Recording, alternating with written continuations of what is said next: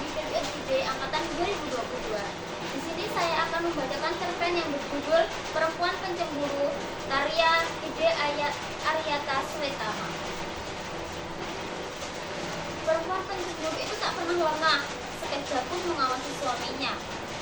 Ia seperti melihat beribu mata dan sejuta pikiran yang sanggup memberi laporan kemana suaminya melangkah, di mana berada, dan apa yang dikerjakan. Jadi kamu ke perpustakaan di balai kota setelah mengajar tadi? Selanjutnya, iya. Jadi, kenapa? Benar cuma ke perpustakaan. Laki-laki itu terperanjat, curiga. Ia mengambil tas jinjing yang biasa dibawa ke sekolah mengajar. Dia merogoh tas kulit itu, mengacaknya beberapa kali. Tangannya terhenti ketika meraba sesuatu di antaranya. Selipan kertas tugas anak-anak. Ia keluarkan benda itu, sebuah GPS pijat. Seminggu lalu, ia mendapat GPS itu di sepeda motor. Ini di dalam tas. Perempuan itu punya naluri cemburu sangat kuat dan begitu rinci, seperti seorang detektif bayaran pencemburu sasaran. Aku sempat ke toko buku, boncengan bersama teman guru. Guru perempuan kah? Iya kan, perempuan. Laki-laki itu teringsut, masuk kamar merebahkan diri di depan. Perempuan itu memburunya, berdiri di pintu. Jujur saja, kenapa sih? Perempuan kan? Laki-laki itu menonjok kepala dengan bantal. Ia acak bingung. Bagaimana akhirnya ia terperangkap dalam kurungan seorang perempuan pencemburu berat yang bahkan melangkah dia berbincang berdua dengan murid-murid wanita. Alangkah sengsaranya lelaki itu, betapa sedihnya. Perasaannya remuk dari waktu ke waktu. Bertahun-tahun, pernah ia berpikir kehadiran seorang buah hati akan meremehkan kecemburuan itu. Tapi penerus itu tak kunjung datang, dan pencemburu itu terus berbaik, melilit, menghalap dan melumat lelaki itu, sampai ia kurus kering, menjadi sosok tengkorak tanpa daya. Sungguh-sungguh tak kuasa bergerak. Setahun pensiun, ia meninggal karena radang paru-paru. Orang-orang menduga ia mati karena terserap kesepian, dikeroyok sunyi karena tak lagi berdiri mengajar di depan kelas. Hanya laki-laki itu yang tahu, ia mati karena tak sanggup melawan kuasa cemburu istrinya. Bahkan, perempuan itu tetap cemburu, kendati jasad laki-laki itu diaben dan abunya dibuang ke laut. Ia yakin setelah menjadi atma suaminya akan tinggal di alam Nil, wilayah yang dihuni oleh banyak sekali roh cantik penuh kobaran gairah, siap menggoda suaminya. Untuk melacak tak mungkin ia minta tolong sama GPS. Aku harus ke sana, kata hati perempuan itu mendesak-desak. Tapi untuk kenir, ia harus menjadi roh. Ia harus mati baik-baik. Kalau bunuh diri, atmanya akan nyasar kemana-mana. Tak bakalan sampai kenir. Kalau ia panjang umur, alangkah lama menunggu mati baik-baik. Bisa jadi suaminya sudah dalam pelukan perempuan lain. Beruntung, perempuan itu punya ilmu batas tidur yang ia resapi di pedukuhan Astugara. Diturunkan oleh Guru Tung. Siapapun yang menguasai aji batas tidur bisa memilih sendiri hari mati dengan tenang dan sentosa. Dia cukup tidur di telentang, kedua tangan di samping badan, dan berusaha tetap terjaga saat-saat detik tidur. Ketika itulah Akmal lepas dari badan, melayang-layang meninggalkan bumi menuju Nil. Dia pun tak akan mati jika memutuskan tidak kembali ke bumi, karena roh tak akan kembali ke badan. Perempuan itu menjalankan aji batas tidur setelah suaminya meninggal sebulan.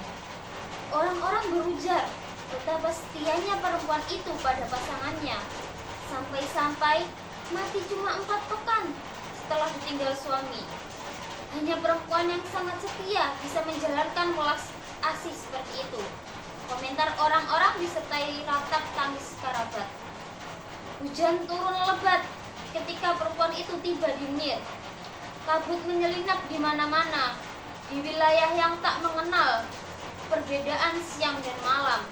Perempuan itu menerobos hujan mencari-cari suaminya. Hatinya deg-degdug terus, disertai harapan jangan sampai suaminya dalam pelukan rak perempuan lain. Perempuan itu terus melangkah. Hilir mudik, kadang ia tergopoh-gopoh mendekati seseorang sosok seperti suaminya. Hatinya semakin deg-degan. Lama sekali dan sudah sangat jauh ia melangkah. Tak jua berjumpa laki-laki yang meninggalkan bumi baru sebulan lalu. Kepalanya disesaki pikiran curiga, dijelaji sak mau kasar.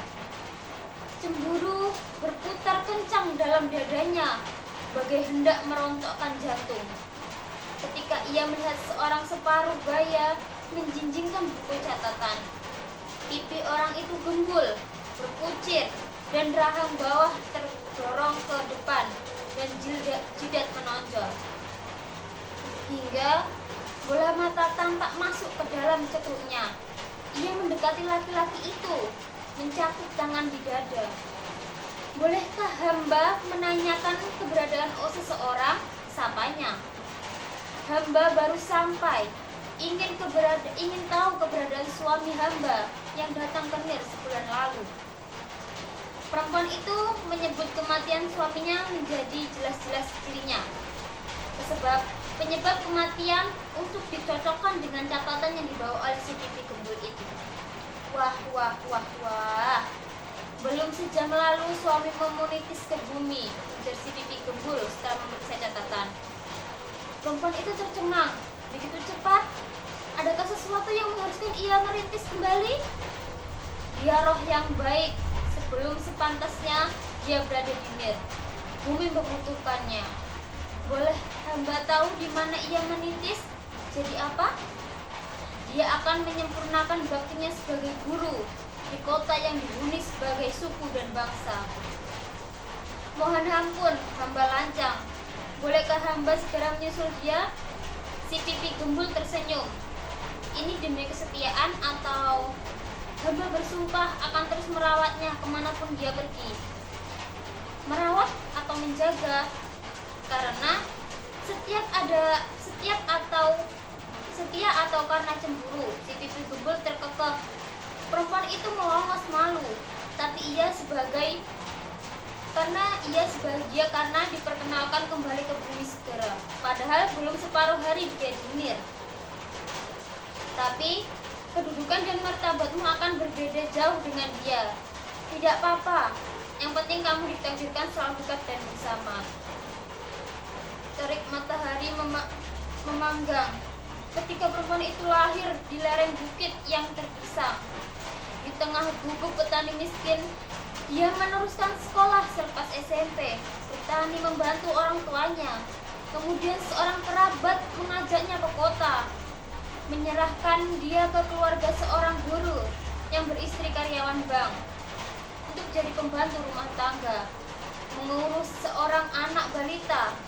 Si istri terlalu sibuk, berangkat pagi dan pulang paling cepat setelah petang. Perempuan itu pun menjadi ibu pengganti.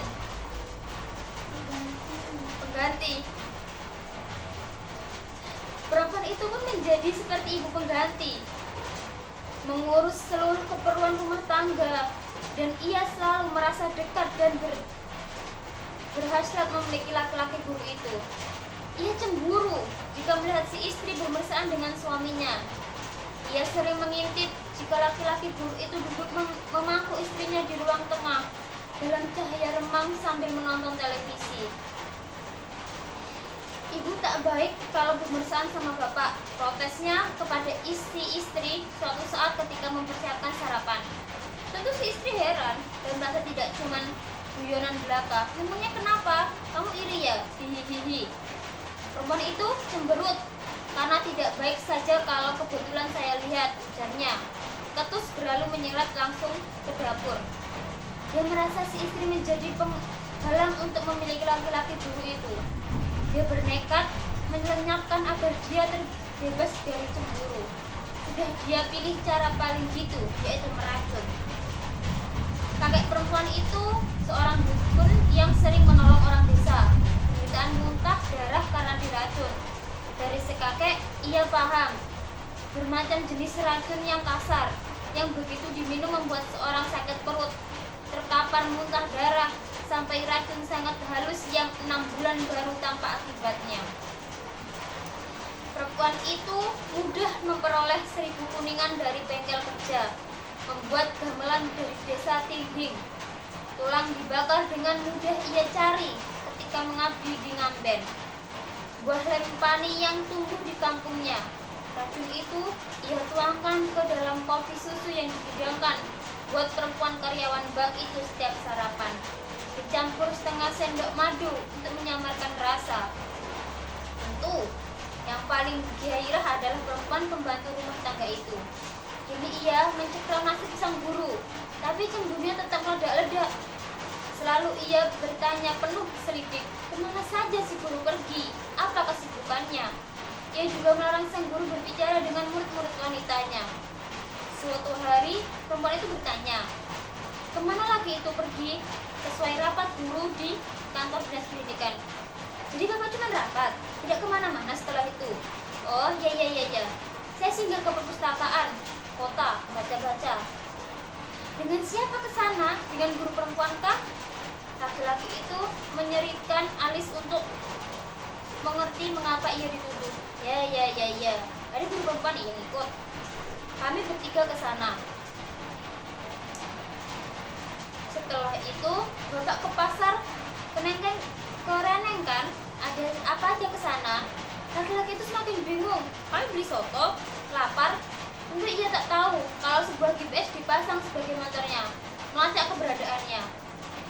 Tak elok saja pak, akan bersama perempuan bukan istri, kendati sama-sama guru.